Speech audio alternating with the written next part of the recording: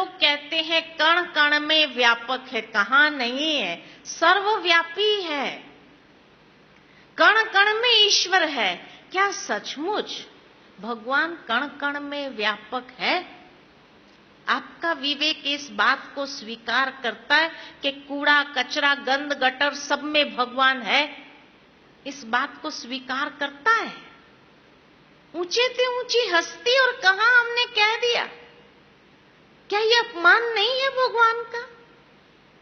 तब मनुष्य क्या कहता है कि नहीं, सभी मनुष्य में आत्मा भी है और परमात्मा भी बाजू में बैठा है। अब ये कहां तक सत्य है? आत्मा भी है और परमात्मा भी अगर बाजू में बैठा हो और एक व्यक्ति दूसरे का खून करे तो ये कर्म किसका? आत्मा का या परमात्मा का? क्या कहेंगे? आत्मा का या परमात्मा का? आत्मा का। अगर ये कर्म आत्मा का है तो उस वक्त परमात्मा अंदर बैठे क्या कर रहा था? क्या सर्वशक्तिमान के पास इतनी शक्ति नहीं है जो एक आत्मा को गलत कर्म करने से रोक सके?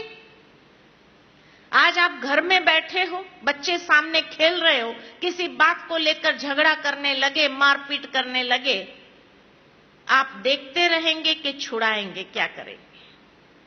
छुड़ाएंगे ना। एक शारीरिक माता पिता बच्चे को आपस में लड़ते हुए नहीं देख सकता है, तो वो परमात्मा जो दया का सागर, करुणा का सागर, प्यार का सागर, वो अपने बच्चों को कैसे देख सकता है?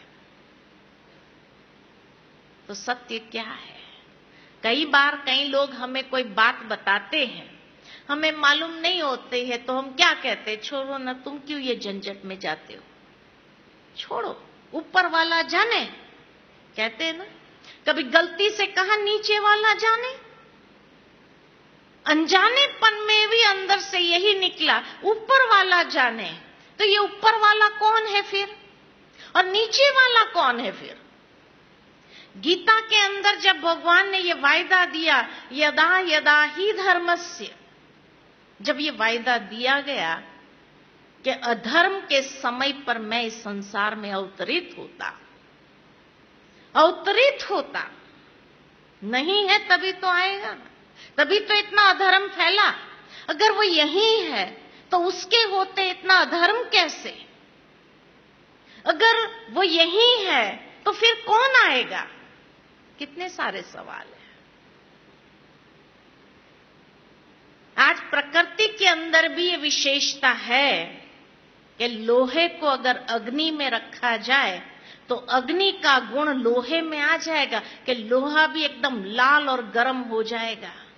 संग का रंग, अगर प्रकृति अपनी विशेषता के माध्यम से संग का रंग लगा सकती है, मनुष्य में भी हमने देखा कि कोई थोड़ा दिन किसी के संग में रहता है तो उसको संग का रंग लग जाता है।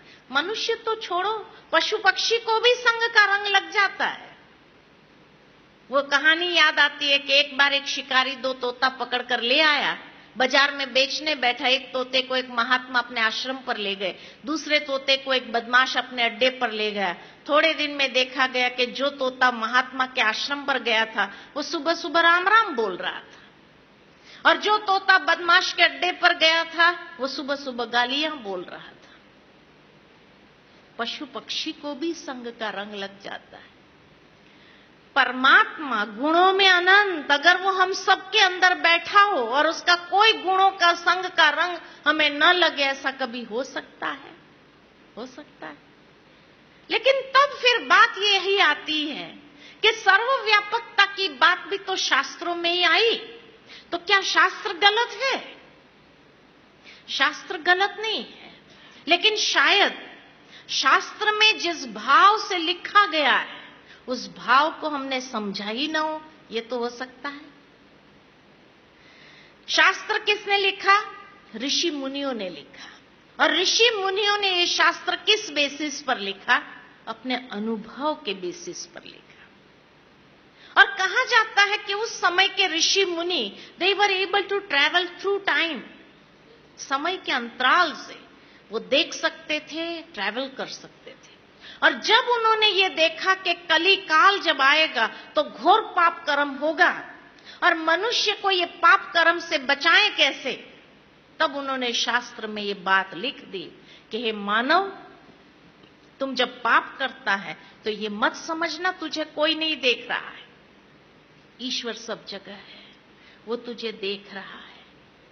जिस तरह एक छोटा बच्चा होता है जब घुटना करना सीखता है, घड़ी घड़ी घर से बाहर जाना चाहता है, मां को उस वक्त बहुत ध्यान रखना पड़ता है कि कहीं बच्चा रास्ते पर ना निकल जाए, इसलिए मां उस बच्चे को दरवाजे तक ले जाती है, बाहर एक गाय या बकरी या कुछ भी दिखाकर, कुत्ता दिखाकर कहेंगे देख बाहर गया ना, कुत्ता उठा के ले जाएगा।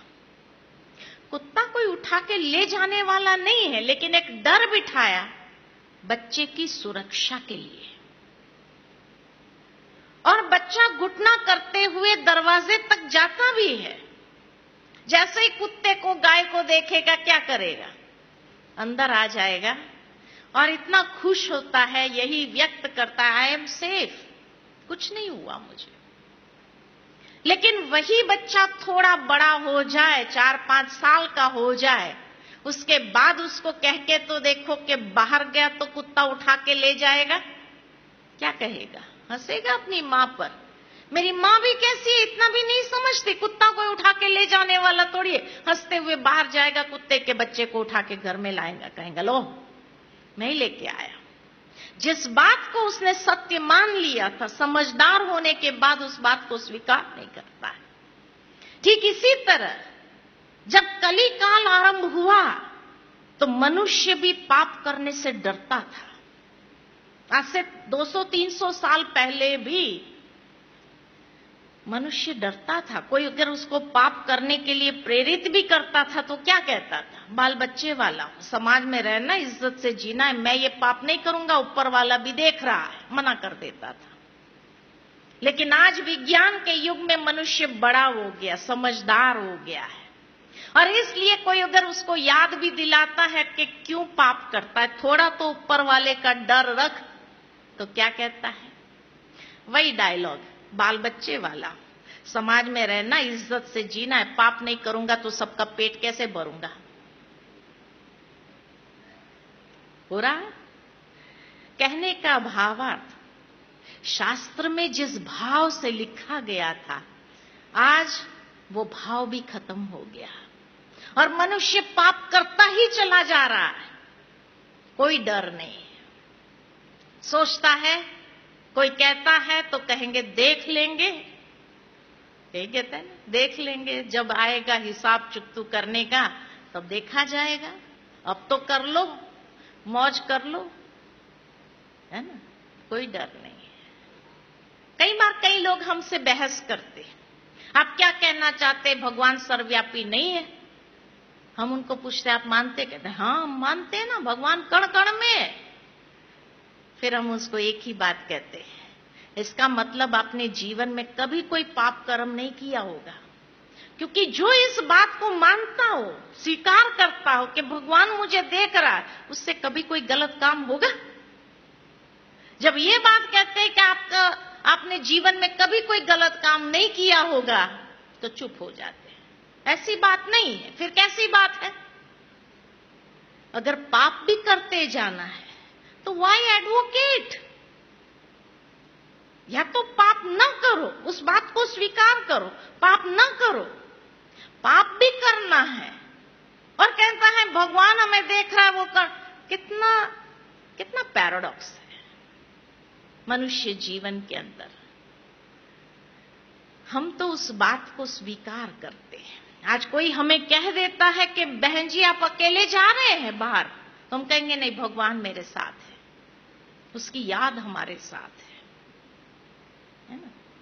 और इसीलिए कोई गलत काम नहीं करना है, उस भावना को लेकर चलो। बड़ी ऊंची बात है, लेकिन सिद्धांतिक रूप से मान लेना कि ये माइक में परमात्मा इसलिए बैठ के इसकी पूजा करना, ये कुर्सी में परमात्मा इसलिए बैठ के इसकी पूजा करना, ये टेबल में परमात्मा इसलिए बैठ के इसकी पूजा करना, ये अंधश्रद्धा है। अंधश्रद्धा का प्रचार नहीं करना, उस भावना को लेकर चलो, जीवन में कभी कोई गलत काम नहीं होगा। शास्त्र ये बताना चाहते थे, लेकिन वो भाव खत्म हो गया, सिद्धांतिक रूप में आ गए, जो आया उसकी पूजा करने लगे, हर चीज की पूजा कर रहे हैं। कितनी अंधश्रद्धा हो गई। क्लियर हो गई ये बात। मेरे परम पिता परमात्मा सदाशिव निराकार,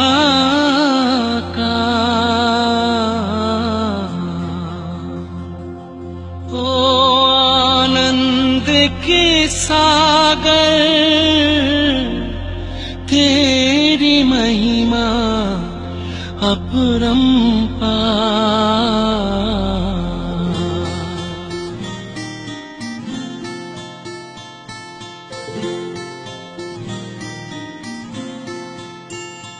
मेरे परम पिता परमात्मा,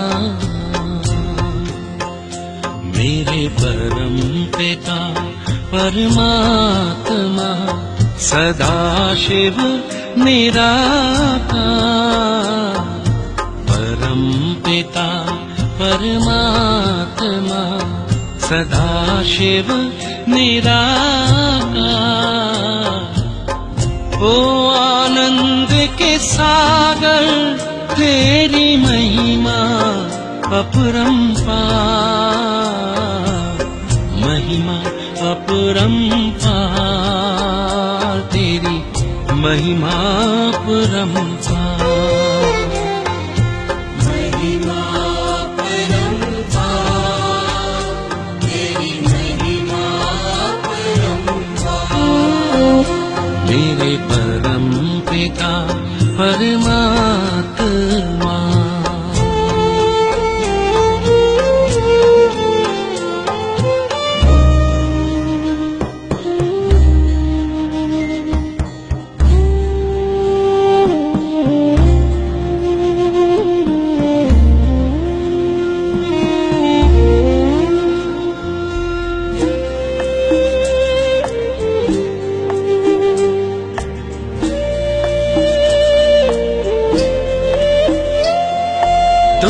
सृष्टि के ज्ञाता हो, वरदानों के दाता हो, तुम सृष्टि के ज्ञाता हो, वरदानों के दाता हो। हम तुमको पाकर पाए,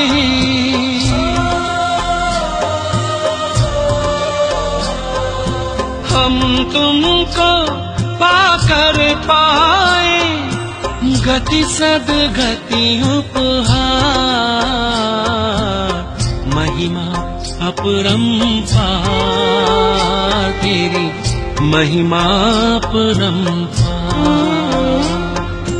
महिमा अपरंपार, तेरी महिमा अपरंपार। मेरे परम पिता परमात्मा।